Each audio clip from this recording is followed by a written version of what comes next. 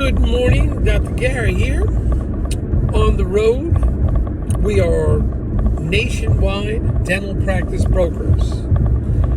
Today's topic is going to be a poor lease could kill the sale of your practice.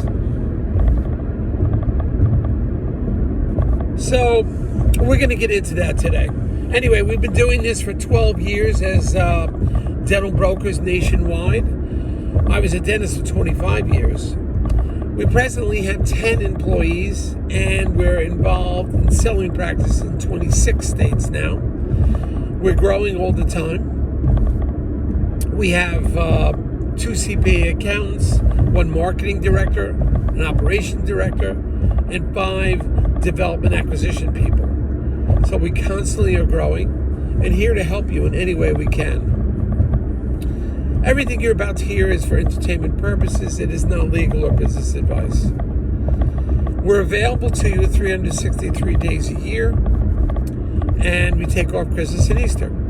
The phone is answered essentially every day from 7:30 a.m. to 9:30 p.m. Eastern Time.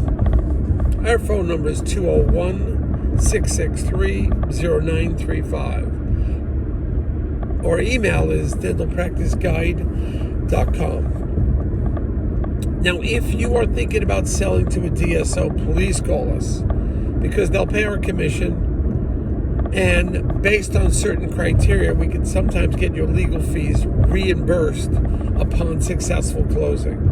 So call us for details. We work with the different DSOs all the time. We are not employed by them. We simply pick and choose who we think the best one for you is. We'll get the same commission no matter who we work with. We want to choose the best one for you so there's a seamless transition, and post-closing you don't run into problems. We work with them closely and we know what they're all about. So anyway, let's get into this.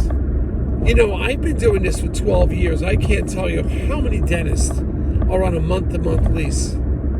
It's crazy. I mean, you're flirting with danger. And they all say the same thing. No problem. I'm very close with the landlord. Landlord will take care of me.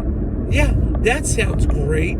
But you have no legal right. If you're on a month-to-month, you could be out in 30 days. I don't care how great your connection is with the landlord. 30 days, you're out. It's a commercial lease. I can't believe these guys. It's just beyond comprehension that they are that they will stay on a month-to-month lease because they don't want to be locked into anything. It all comes down to a new buyer. How are you going to transfer a lease to him? Right? You can't. There's no lease to transfer. He has to start from scratch, negotiate a new lease, needs a minimum 10-year lease, and you have nothing to give him because you don't have a lease. Or if you only have 2 years left on the lease, you don't want to up it, well, then speak to the landlord. A buyer needs 10-year lease. You could do a series of options. You could do a year, a 2-year. Every 2 years, you get an option to renew your lease. You get a 10-year lease with your option to renew it after 2 years or after 1 year. But do something that you could transfer to the buyer. I'm in a situation now, the landlord's crazy, and the landlord's saying, I'm not going to transfer the lease. Even though it's in the lease, she has to transfer it. I'm not even going to transfer it. So yes, you could take it to court and get it taken care of, but who wants to go through that? And how long you think your buyer is going to hang around? All right? The banks will not finance without a minimum 10-year lease. It's as simple as that. It's 10 years you need, and or else the buyer is not going to have a lease that he can work with. The bank is not going to finance. I mean, that's pretty much where you are. You got to be really careful out there. So it is a deal killer. Bad lease equals deal killer. And you got to be really careful about this. Most doctors aren't. I mean, I can't believe it. They say, no problem. It's always the same, as I said before.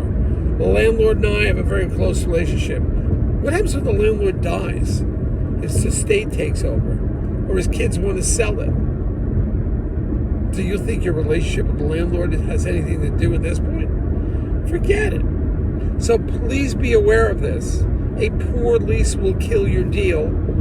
You must always be thinking about 10 years, 10 years, 10 years. A renewable 10-year lease. That's what you can transfer. Can't transfer it, no buyer, and there's no bank financing. So be very careful with this. A lot of doctors are not, and it's something to start thinking about. Okay? And then to say the words, oh, it's not my problem. Yeah, it's your problem. Because it's going to sit in your lap. That practice, you're not going to be able to sell it because you don't have a good lease. So it is your problem. You got to stay on top of it. The same thing with you can't really, unfortunately, slow down. Banks, when they see declining revenues of gross, they become very aware. Buyer becomes very aware. So it's unfortunate. You got to keep the steam going forward. You've got to keep the lease going forward. All right? And then you don't want to walk away from a practice because that's worse. Because what happens then, you get nothing from the practice. Reported ahead. You get nothing from the practice. And those patients scatter. You get an unscrupulous dentist that says something about your level of dentistry, which is unfair. And now you have a closing even after you've shut the office. It's never easy. We're here to help you. We're here to advise you. Please give us a call. And it's complimentary to chat over the phone. All right? We look forward to talking to you soon. Thank you. Goodbye.